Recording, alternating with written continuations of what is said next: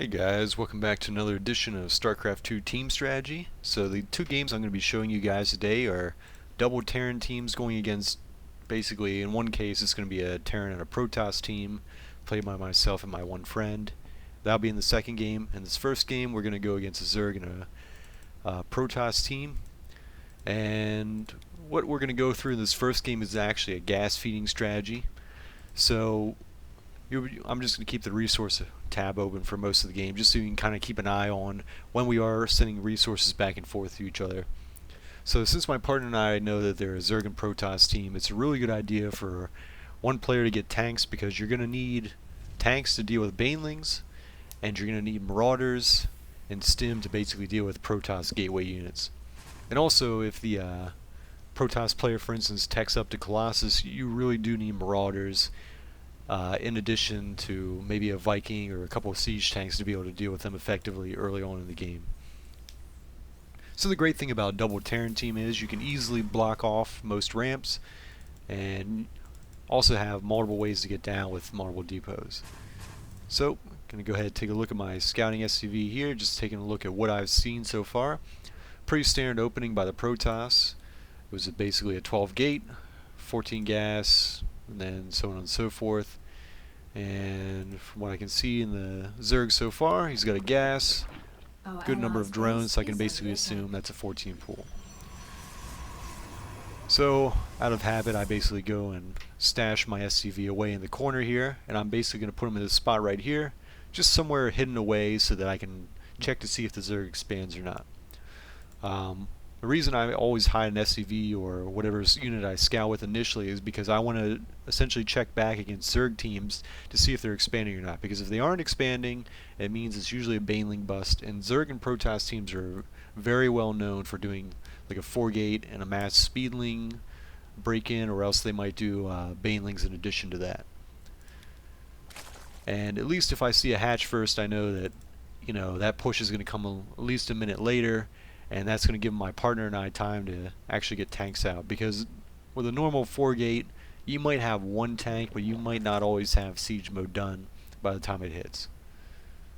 So basically I just check real quick. Yep, he's got an expand up.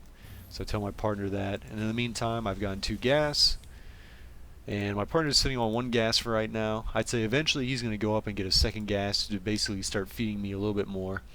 And the reason that we do this gas feeding in a double Terran strategy like this is because not only can I get siege mode in a very quick amount of time to make sure that we can defend pushes, but also it allows me to get a Raven out in time for DTs.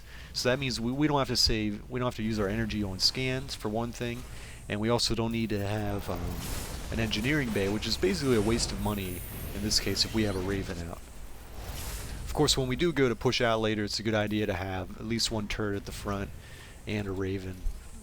I'm sorry, just a turret at the front and 1 person getting an engineering bay.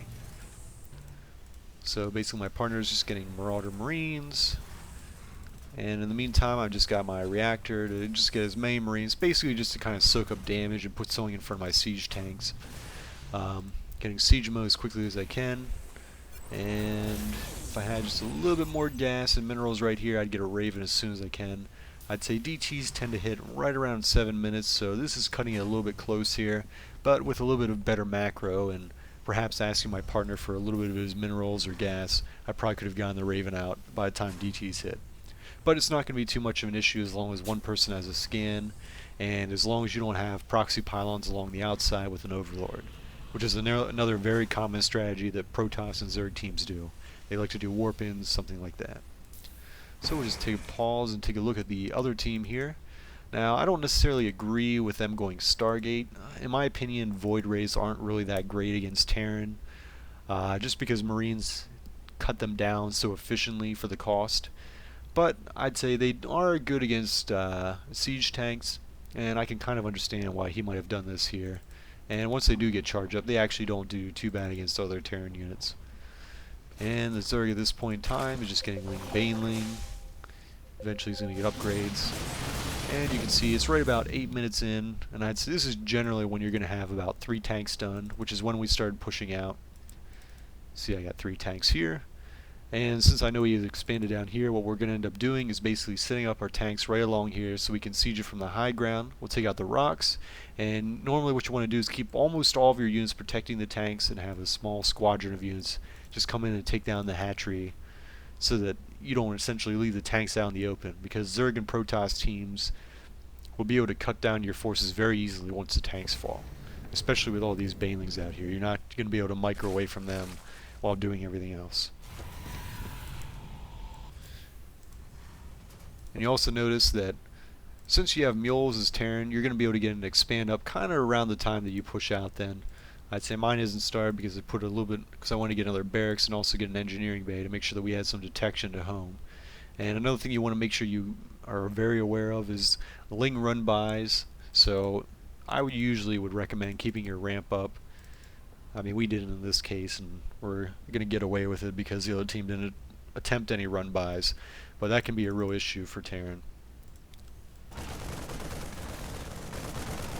So just setting up my siege tanks at this point. And it's a little too hard for them to engage, and you're also going to notice that the Protoss expanded as well. So if we go and look at the Army tab, up until a second ago the Protoss was actually a little bit behind in Army supply, so that's probably the reason they didn't engage us right there. But whenever you're facing banelings, just try and spread out your units as much as possible, because bios, especially Marines, are really awful against banelings. So in the meantime, just be patient, keep leaping your tanks up, just 2 at a time or 1 at a time, depending how many tanks you have. There's no reason to basically rush in there, because positioning is essential for Terran. For Zerg and Protoss, their armies are a little bit more mobile, so it's not as big of a deal. In a sec here, they're going to try and bum rush us, and they'll end up killing most of our units off.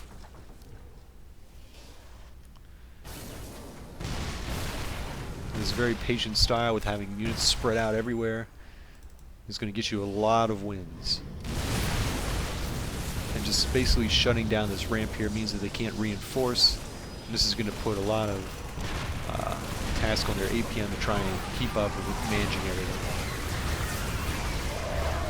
So I guess you can kind of see here the Stargate actually turned out to be not too bad of an idea, because the Phoenix is able to lift up the tanks.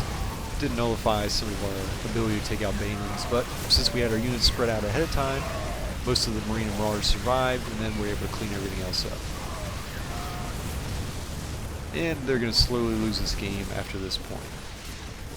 And if you take a look back here, in the meantime, we've been able to constantly make SCVs thanks to mules, also get our own expands up, and it is a great idea to make a bunker and a missile turret to make sure that if they do try and counter with DTs, because many Protosses will, if they open a 4-gate or a 3-gate or something like that, or even get blink, they'll often get DTs a little bit later, so when you do try and expand, all of a sudden you're cross-map, when you have nothing left at home to try and defend against DTs.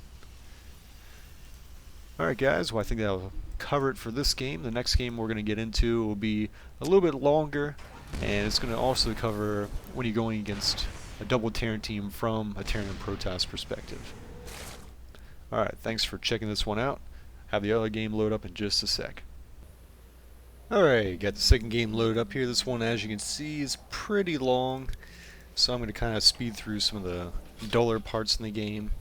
But what you're going to see in this game is we have a Terran or Protoss team, my partner and I, against a double Terran team over here. So as double Terran, when you're going against Terran and Protoss, especially if you have an in-base expand like this, it's a good idea for one player, one of these Terrans, to go tanks, so you can defend against the tank push from the other team, while the other player gets an expansion up and goes, you know, basically a bunch of bio. Because a whole bunch of bio with a one-rack expand is probably one of the stronger strategies against Protoss. And also, you know, if you have a couple Marauders mixed in there, it's also very good against Marine tank early on in the game. So that'll keep them safe early on. So let's see if we can kind of watch my probe then. So in a sec here, I'm going to get into their base. Going to do a little bit of scouting, kind of make some determinations based on what I see. So right here, standard build for him, 12 barracks, 14 gas, more or less. But when I get up here, I'm going to immediately notice, okay, he's got 1 barracks, and he does not have a gas. So at this point I'm going to assume that it's probably not a proxy, otherwise they probably would have built off. and I wasn't quite able to see an SCV. Maybe I did here in a sec. Nope, guess not. But basically I can assume that he's going to be expanding, especially since I was able to get back in here again and check, and whoop, what do you know, no gas. So he's expanding, so this immediately tells me that I should be taking my own expansion very shortly, so it's very safe to do a 1-gate expand. Now when you're going against a double Terran team, it's actually a good idea to be 1 expand ahead regardless of what the scenario is. So if, for instance, you know, these Terrans take 1 expand, you want your team to have 2 expands. If they take 0 expands, you want to have 1 expand. Because if you try and take 2 expands but they don't take any expands, you're being a little too greedy, and most likely you're going to die to whatever kind of push they do. So just basically went 1 gate, got my warp gate done as quickly as possible. This is just going to make sure that I can essentially chrono boost out a couple of units quickly. Warp gate cuts down the training time by quite a bit. So as you can see, essentially 37 seconds.